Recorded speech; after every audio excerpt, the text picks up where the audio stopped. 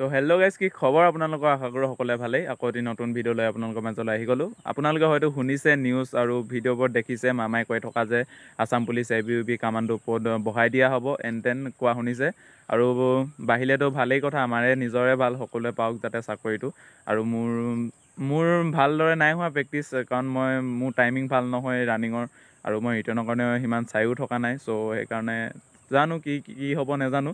চ' try কৰিম, নিজকে best কৰিবলৈ ট্ৰাই কৰিম।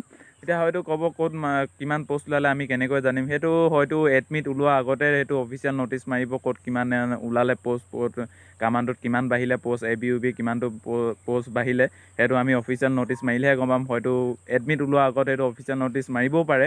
সেইটো যদি বাঢ়ে আমাৰ কাৰণে ভাল হ'ব। আৰু থাৰ্ড গ্ৰেড ফ'ৰ্থ গ্ৰেডৰ সেইটোতো আগষ্ট আৰু ছেপ্টেম্বৰত হ'ব। তেতিয়াই আমাৰ হয়তো চাগে ফিজিকেল হৈ পিনে তেতিয়াই আমাৰ ৰিটাৰ্ণটো হ'বগৈ, আছাম পুলিচ ABUB লগতে হ'ব চাগে। তো আপোনালোকে প্ৰেক্টিচ কৰি থাকক আৰু ৰিটাৰ্ণৰ কাৰণেও পঢ়ি থাকক। এতিয়া মামাইনো কি ক'লে ভিডিঅ'টো এবাৰ চাওক। আমি যি কওঁ তাক কিবা এটা ভাবি কওঁ, তাক কিবা এটা চিন্তা কৰি কওঁ, আৰু তাক কৰিবৰ কাৰণে কওঁ। মই যেতিয়া কৈছিলোঁ যে 1 লাখ চৰকাৰী চাকৰি দিম, কংগ্ৰেছৰ মানুহবিলাকে মোক হাঁহিছিলে। আজিতো মই কৈছোঁ 1 লাখ নহয়, আমি পাৰিলে 1.5 লাখ পাছ কৰি 2 লাখৰ ওচৰা ওচৰি লৈ যাম। এতিয়া মোক ল'ৰাবিলাকে সোধে যে দাদা পুলিচৰ দৌৰ কেতিয়া হ'ব? আমি কওঁ জুলাইত দৌৰা হ'ব। আপোনালোকে আমাক চৰকাৰ পাতি দিলে, 1 লাখ চাকৰি দিম বুলি কৈছিলোঁ, 1 লাখ চাকৰি আমি দিলো।